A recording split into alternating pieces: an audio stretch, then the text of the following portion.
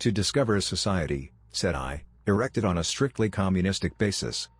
Of all the wild extravagant theories, began the psychologist. Yes, so it seemed to me, and so I never talked of it until. Experimental verification, cried I. You are going to verify that? The experiment, cried Philby, who was getting brain weary. Let's see your experiment anyhow, said the psychologist, though it's all humbug, you know. The time traveler smiled round at us.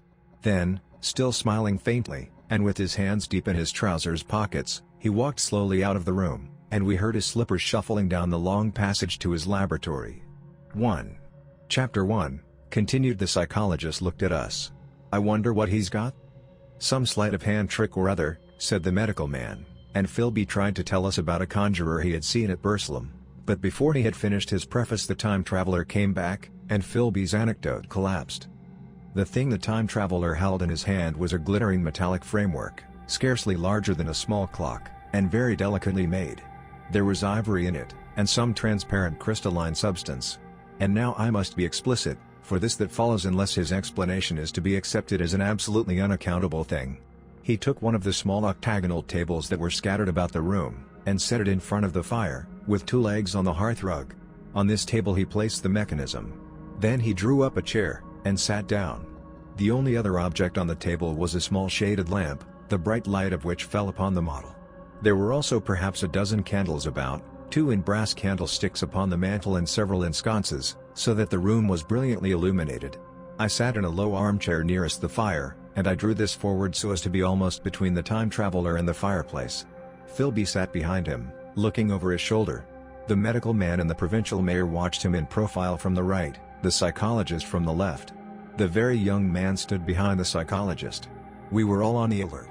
It appears incredible to me that any kind of trick, however subtly conceived and however adroitly done, could have been played upon us under these conditions. The time traveler looked at us, and then at the mechanism. Well? Said the psychologist.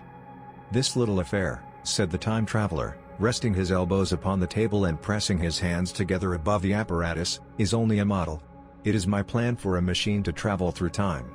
You will notice that it looks singularly askew, and that there is an odd twinkling appearance about this bar, as though it was in some way unreal.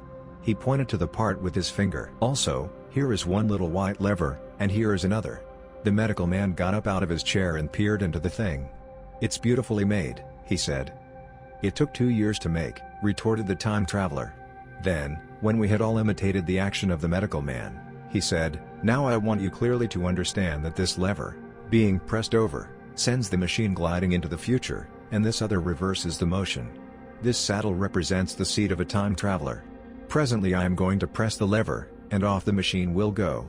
It will vanish, pass into future time, and disappear. Have a good look at the thing. Look at the table too, and satisfy yourselves there is no trickery. I don't want to waste this model, and then be told I'm a quack. There was a minute's pause perhaps. The psychologist seemed about to speak to me, but changed his mind. Then the time traveler put forth his finger towards the lever.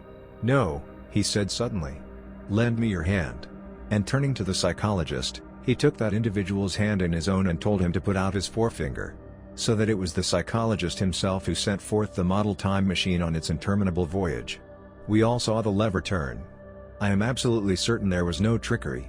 There was a breath of wind, and the lamp flame jumped. One of the candles on the mantel was blown out, and the little machine suddenly swung round, became indistinct, was seen as a ghost for a second perhaps, as an eddy of faintly glittering brass and ivory, and it was gone, vanished.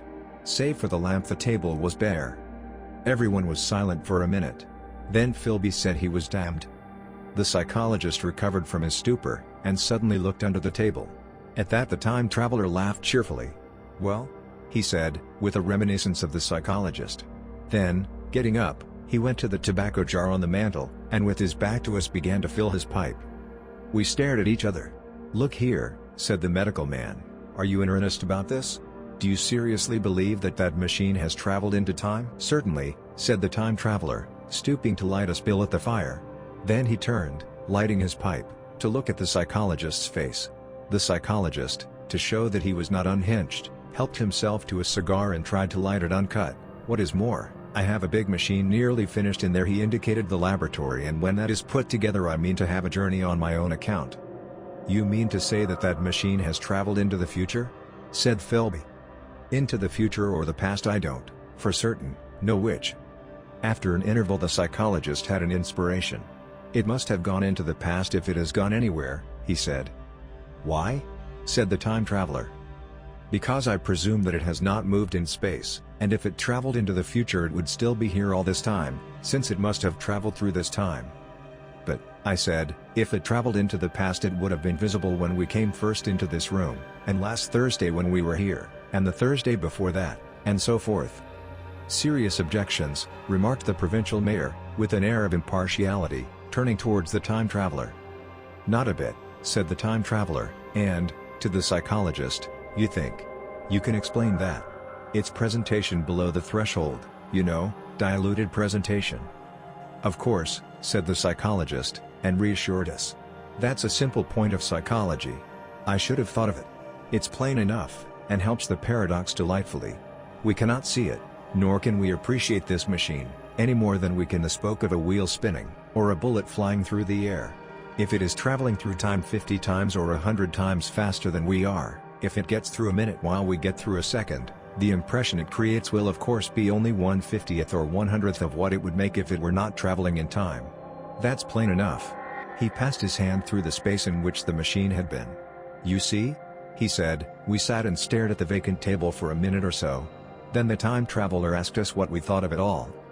"It sounds plausible enough tonight," said the medical man, "but wait until tomorrow. Wait for the common sense of the morning." "Would you like to see the time machine itself?" asked the time traveler. And therewith, taking the lamp in his hand, he led the way down the long, drafty corridor to his laboratory. I remember vividly the flickering light, his queer, broad head in silhouette, the dance of the shadows, how we all followed him, puzzled but incredulous, and how there in the laboratory we beheld a larger edition of the little mechanism which we had seen vanish from before our eyes. Parts were of nickel, parts of ivory, parts had certainly been filed or sawn out of rock crystal. The thing was generally complete, but the twisted crystalline bars lay unfinished upon the bench beside some sheets of drawings, and I took one up for a better look at it.